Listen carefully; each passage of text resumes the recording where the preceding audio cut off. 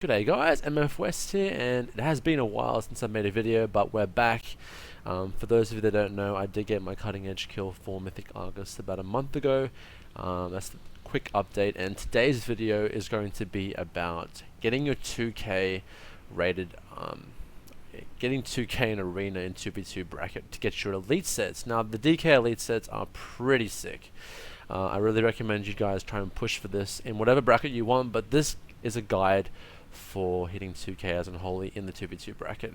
I'm going to split this up into a two-part video. Now the first thing before I say anything, guys, is that if you are new to the channel, you have no idea about Unholy, subscribe, because this channel is solely focused on Unholy Death Knights. I'm going to accommodate any questions you have about Unholy in PvP or PvE. Second thing, if you have no clue about Unholy, I need you to watch the following videos on the screen right now. You need to watch those so you have a basic understanding of how Unholy works in arena. If you have a basic understanding, you know how your pet works, you know what your talents do, then continue watching, because we're going to get straight into it and get you guys your 2k achievements. So first things first, guys, is I recommend that you have an item level of 950 at least. In that case, you're going to get the most amount of stats that you know, it's kind of like a stat increase in arena because of the template they have installed. So gear, put on the highest item level gear that you have. That's the first thing you need to do. Second thing is talents. Now I'm going to give you guys a cookie cutter spec that will work for pretty much all arenas. All serve is quite necessary, especially, I mean, at lower ratings it's not, but when you get to like 2k and 2.1k, which you guys will be playing for around if you are going for this 2k achievement, all serve is very important because you need to have your pet up. It is so important. So yeah, Blighted and Weapon is very important to like swapping targets and getting stacks. Frenzy is the core of our damage, basically. Allows us to use a lot more death coils and get sudden doom procs. Next, Asphyxiate, not even a question. Corpse Shield, not even a question. Next row here, Infected Claws, amazing for helping your DPS and swapping targets, leaving your pet on targets to get pressure. And the last row is situational. I will go over this in the arenas in the arena clips that are about to follow, but Dark Arbiter is my go-to choice unless you're playing priests that know how to use Shackle the Undead, or Holy Pallies. Holy Pallies can actually use their freedoms and charges to just keep lining the DA's cast. But if you get them in a good spot and stun them, DA does some serious damage, guys. Otherwise, your go-to choice is Soul Reaper. It's preference, but I do enjoy Dark Arbiter. And in here, guys, Gladiator's Medallion is quite important. Reinforced Armor, unless you're playing against Crane Monks and Melee Wings Pallies, otherwise Sparring is a pretty strong choice. Anti-Magic Zone, I recommend just taking it against most teams. Unless you're playing against like Resto Druid Warrior, then take Dark Sim and steal as many clones as you can. Next, Decomp Aura pretty much trumps everything. Unless you're playing with a Disc Priest, then Necrotic Aura is optional, but otherwise Decomp Aura is just great for the long game. This row, a lot of queries about this row. Crypt Fever, you only take Crypt Fever against Resto Druids and Mistweaver Monks. The way they heal just is perfect for Crypt Fever. Everything else, Holy Pally, Resto Shaman, Disc Priest, Holy Priest, Pandemic is very strong and does a lot of damage, guys, a lot of damage. And the last row, of course, Necrotic Strike. Now the videos that I told you to go look at included my macros. You need to have Arena 1, 2, 3, or at least focus macros for your Asphyxiate, Death Grip, Mind Freeze, and pet kicks and whatnot. It's very important, guys. So without further ado, let's get straight into the clips, guys. Here we go, guys. First game is going to be a Holy Pally and a Frosty K, a pretty common comp that you'll come up against in the bracket, and most of these games are between 2k and 2.1k MMR, nothing too high, guys, but in this kind of rating it's very easy to push rating quite fast, which is where I like to just hang around to push all my alt DKs to 2k. So here we're going to pretty much go straight into the Paladin. I've used my Pet Kick and Mind Freeze already to interrupt him. If you want to see how I use my Pet Kick, I'm going to slow it down for you in like literally 30 seconds when we get the Paladin's bubble and go for the kill. But for now, I'm using DA. It's a very good spot here to be using Dark Arbiter. Make sure you use your Dark Arbiter in open spaces so he cannot just line your DA with Hand of Freedom speed boosts around boxes like he is now, because your DA is pretty useless here. But Luckily, my DA's already done its full cast and he uses Bop, which I am completely fine with because I can Death Coil and kick through that. So he's going to pretty much get topped up here. He's already used Wings, and it's very important to note, guys, what cooldowns enemy healers are using. So try and interpret when they're going to use cooldowns, what they've used, what they have left. Learn the enemy classes, guys. It's very important. Gets away here with a Freedom Horse. There's nothing you can do, guys, about Freedom Horses. It's just, yeah, it's just a massive speed boost, and the best you can do is grip it. So he almost gets away here. I'm just going to give AMZ to my healer right there and move back down onto this Holy Paladin. DK is doing a very poor job of using his Remorseless Winter on both targets, so both me and the Priest, but hey, that's his problem, not mine. Going to continue on the Holy Pally here, guys. As you can see, he's having trouble topping himself, which is really good, and I've got a lot of damage here. I hit him with Apocalypse, and I have Asphyxiate lining up, and my Priest is smacking him with Penance. We're in a very good spot here, and he bubbles. Now, my Priest immediately gets the MD, which is very, very good. Now, I'm going to slow it down for you guys about here.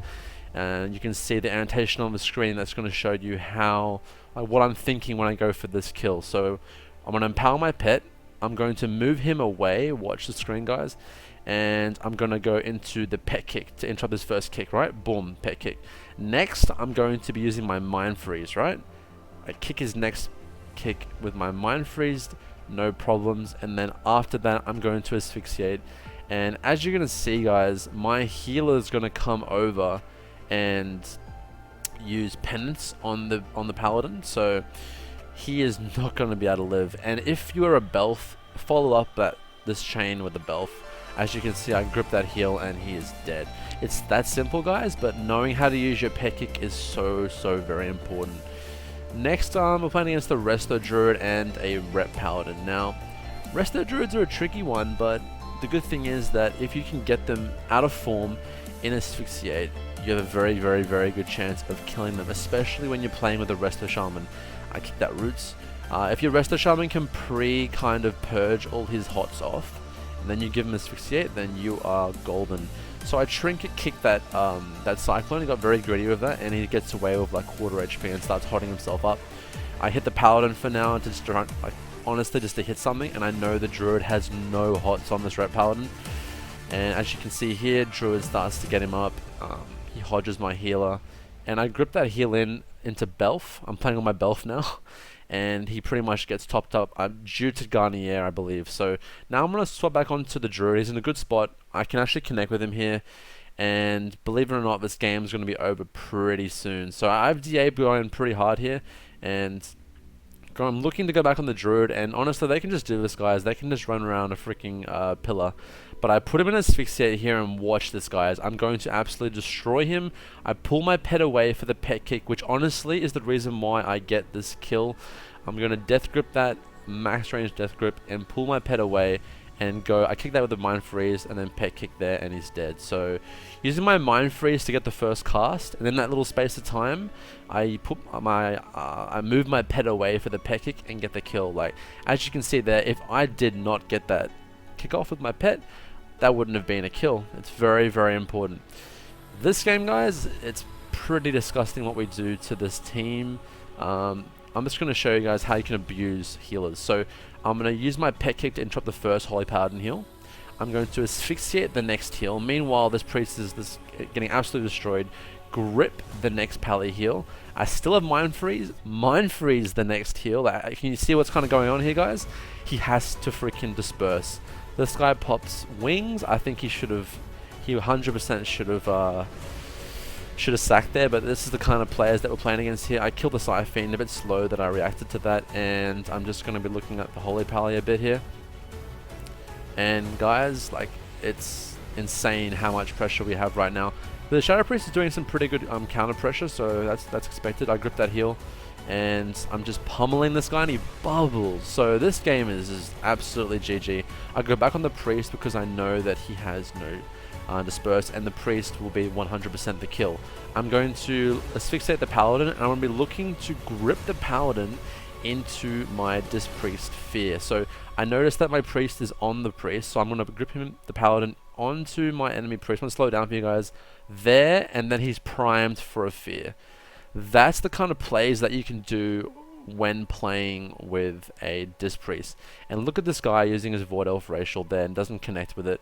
GG. So that's a really good play you can do with Priest guys. Grip Fears, really strong. Like Asphyxiate Grip Fears is disgusting. And it allows your healer to just, you know, absolutely destroy.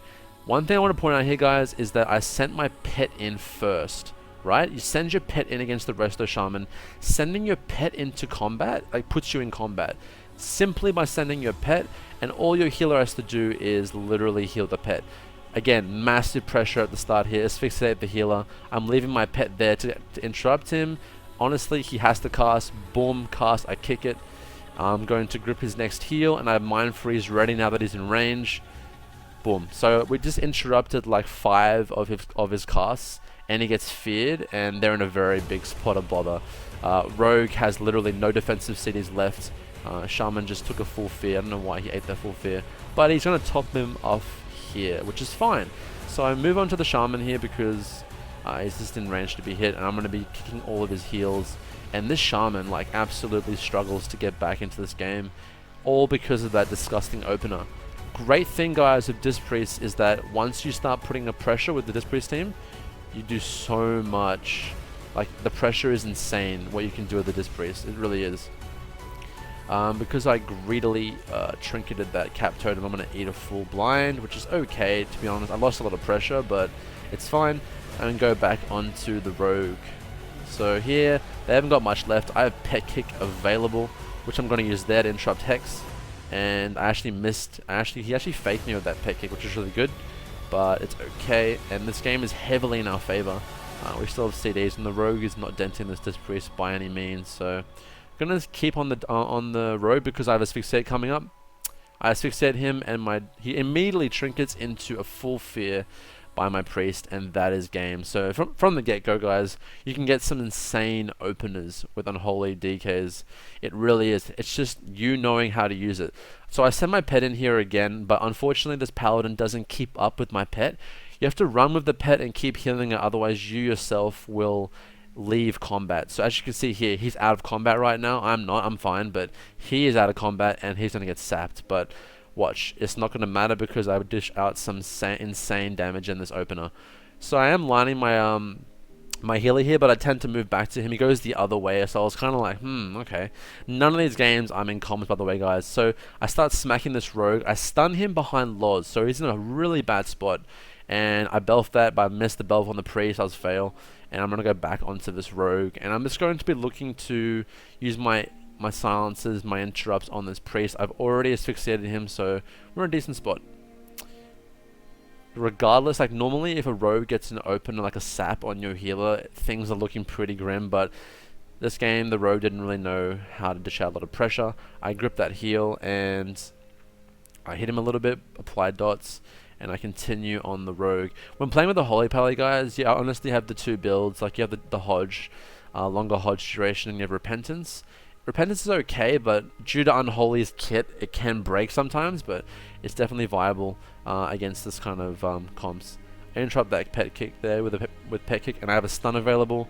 I'm going to stun the Priest over there just out of range, and I'm going to pretty much just destroy this Rogue in that Asphyxiate. So guys, it's honestly that simple. Like, you just gotta land a few of your kicks to gain pressure and Asphyxiate, and at this rating that's enough to literally topple teams.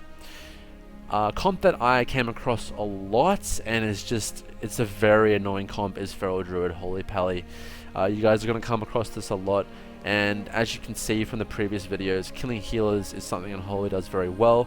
And to kill healers, you need to make sure that you're interrupting and gaining as much pressure as you can. And I'm going to asphyxiate the Paladin here and try and get a buttload of damage out. So, Holy Paladins, they're a decently tough healer to kill. Depending on what you're playing with as well, they can be quite easy.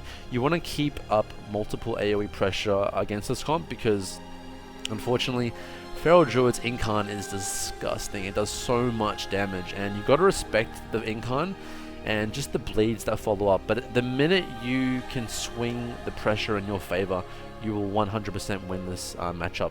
And the most annoying thing about Feral Druids is roots, melee roots. You have to save your Wraithwalk to get out of these roots, otherwise this paladin is going to run circles around you guys. So as you can see, I'm consistently keeping on the Holy Paladin. There's no point in me really hitting the Feral Druid at this point in time. Honestly, it's just not my kind of thing. I like killing healers a lot more. So we're just connecting here very well with the Holy Paladin. He's not evading me by any means. I have a lot of freedoms, which is really great. And there's a horse. Try and save your death grip, guys, for a horse freedom. It's very, very annoying, I know, but you have to. It's the only way to close the gap. So here he's trying to juke me, and I don't mind. I don't mind playing this game. I'm a Belf. I can just like pull it out. He uses bop. So this paladin's going to use 2 bops and then bubble, and I get both bops pretty quick, which is good because the second Incarn is coming, and regardless of what MMR this is, second Incarn hurts, especially that late into dampening. So this Feral Druid is doing an okay job. I have decent pressure still on both targets despite his bop. So look, he's still in trouble. And I get a full on asphyxiate here, and he is in massive trouble, and he has the bubble. So only 1 bop, sorry guys, into the bubble. So now I know 100% the kills on the paladin, but look at this pressure I can dish out like whilst he's in the bubble. And the Feral Druid in response uses his survival instincts. I got a really good Belf off there, and right now guys, the kill is about to come. I put AMZ down and my paladin just kind of runs right past it, but hey, whatever. He has to get away from the Feral Druid, and pretty much guys, in this DA he's dead. The DA is ramped up really well. I Belf that heal, and I'm going to trinket kick that heal, and he's down. So pretty much from the bop guys, the paladin never really recovered, and that's just the nature of Unholy. Once you push your foot down, you can just keep pressing. Here guys, the most popular class you'll play against on the way to 2k is Arms Warrior. So many of them, and they are just made for 2v2. Watch this opener. Hodge into Asphyxiate, Apocalypse, DA, Pet Kick, Grip, Belf. He has to like literally run away. Now, mind you, I am hitting into Thorns. When he Thorns, like, as you can see here, I AMS'd. AMS is a great way to counter Thorns, guys, and you do not want to be hitting into Thorns without AMS. It's disgusting. He's gonna live. Yeah. He's gonna live. Like literally 2% HP, I think, which, you know, is pretty annoying. But that's standard for Resto Druids, isn't it? I honestly, I hate Resto Druids, guys. But they are very easy to deal with if you can correctly counter them. So again, saving Death Grip for their blink is very, very important. Otherwise, he's going to run circles around you, and just constantly keeping pressure up. When he frenzied regens, hit another target because, you know, there's no point. This guy gets extremely greedy for Cyclones. Like, he's going to be using Cyclone at the worst points in the game that he can find. Like, it's just disgusting. He's getting extremely low here, so am I. So I respond with he actually max range blinks there, and I can't catch up to him. So I'm in a pretty bad spot here. I've used IBF. I still have Corpse Shield available, but Paladin's going to get me up, and I am in sack, so it's fine. Grip Druid back over. There's no blink to get out of this. And 30 seconds till my next DA, and that is when I'm going for the kill, guys. He takes a half DR Hodge here, and I'm pretty much just saving my asphyxiate for the next window. The Arms Warrior is just passively getting low from my Decom Aura and Virulent Plague, but that's fine. I don't know why he came back over to me. Like, why would you come back over to me? Anyway, my Holy Paladin gets feared, and I have my Apocalypse, Dark Transformation, and DA coming up in like 10 seconds. So there's going to be some damage coming out here, guys, and here it is. So Apocalypse into a few Death Strikes to keep myself sustained. DA is going to go out in a second and just ramp this DA up, and watch him just drop. Again, like, he's trying to clone. I Belf that clone, and then I pet kick that clone. I pet stun that clone, and I Belf. Like, I don't know why he got so greedy to get a clone off. Maybe he thought like, this is going to be the kill, but that is going to lead to his demise. He had a full-on DA, like ramps going at him. Again here, guys, send your pet in on the priest. It's very, very, very important to not get sapped. As you can see here, my priest doesn't get sapped. Oh, he does get sapped. See, he actually didn't know that he had to heal my pet, but it's fine. He might not got sapped, actually, I'm not sure, but anyway, we got a decent opener. Like, I got pain stuff there, which is very interesting. I think he just wanted to pain stuff the the first vendetta, but it's fine. The kill against rogue priest comps is always on the rogue. You have to make sure you keep control of the rogue. I kicked that Light's Wrath, and I already have used my pet kick. I have grip available, which is coming in for the fear, which is fine, and I'm going to get a spell there, which is really great. So again, constantly applying pressure on rogues. Another tip against rogues, guys, try and make him cloak before you use Dark Arbiter. Dark Arbiter is nullified by cloak, so it's very important that you try and bait cloak before you DA, because yeah, it's not nice to be getting your DA bit, like, you know, just immune basically. Well, now you watch this priest just get destroyed by that Light's Wrath. So right now we're in full swing. They have no way, no pressure at all in this game, and I'm just gonna keep the foot down. It is a sub rogue, so I'm not that scared of his damage. More scared of the setups, which is the more reason for me to be connecting with this guy and not letting my healer get in a position where he's gonna be getting destroyed. So I have grip available, and I have my mind freeze available, which is very important. I keep that shackle of the undead. I want to keep my pet unshackled, and I'm just going to literally pet stun. I like saving my pet stun against rogues to use at when they're at 5% HP. You pet stun them so they cannot vanish that last bit of HP, and that's what happens there. Just in one little kick combo, he goes down. So, and the reason why I'm showing guys so many rogue dispriest comps is because of how many assassination rogues there are. Again, same opener. Look how much pressure we have here. Belf goes out, and the rogue has to pop evasion and cloak. So this is a perfect scenario, guys. Again, the healer is just struggling to deal with the damage and the CC that's going out. So here I'm going to trinket and DA. He has no cloak for this, so a lot of damage is going to go out here. The priest needs to free spam heal that. He tries to shackle my Dark Arbiter, which is good. You don't see many priests actually shackle it, and I interrupt it, and it's just going to keep ramping and doing so much damage, guys. And we actually get a repent on the priest, but my Virulent Plague breaks it, unfortunately. But I stun him, and this rogue has to get paints up to live. So yeah, that's just the power of repent, guys. Try your best not to break it, but Virulent Plague, you know, it's in its nature to do that. I kicked that heal, but I actually missed, unfortunately, and I lose a bit of pressure here. So I actually switch onto the priest and watch him just not expect this swap. Swapping, guys, is very important against dispriest and rogues. Sure, the rogue is the target, but if you can swap like this and just do this to a healer, then it's absolutely disgusting, and he goes down in that swap. So obviously had no bubbles, had nothing ready for that, and that's going to be that clip. Guys, this is going to be the last video I'm going to show you guys. Remember, there is a part 2, so if you guys enjoyed this, please give it a thumbs up and hit the bell notifications, because that is the main way that you can know when my videos are up, especially going into BFA, guys. You want to know everything on Unholy, this is the channel for it. So Resto Shamans, I like Resto Shamans. I like dealing with them because of just the nature of training blue. I mean, yeah. So he grounding my mind freeze there, but I get a good pet kick at the start. I get some nice pressure off here, and he really wants that hex. So I Belf, he jumps away. I have grip available, and I'm going to use it. Really good pressure out here at the start of the game, and yeah, it's just important. Kicking Resto Shamans is very important. If he can juke you, then you're in a big spot of bother. He pops Ascendance, and this is Ascendance this early on. I mean, you can use it if you can sustain yourself outside of this, but right now we are so far ahead, guys. So far. I'm going to go connect with him back again. The warrior is hurting, but my Holy Paladin has a good position that he can't get cleaved, so it's great. And this shaman is, he's juking, but I failed that juke there, but it's not that bad. Remember, treat them the same as Resto Druids. You want to save your grip for the leap. As you can see there, I pulled my pet away and kicked him again. I have Mind Freeze coming up. I'm going to use it there. I just kicked him twice in a row. I have to pop Corpse Shield here to survive, and there goes Link. It's his last line of defense, and now it's just a matter of sticking to this Resto Shaman and kicking as many heals as you can. Next, yeah, 100% he's dead. That's just how this is going to go down. Basically, weaving in Hodges with my Asphyxiates is really scary. Hodge Asphyxiate is so much downtime for healers, and we're going to see it come out here, guys. Watch this.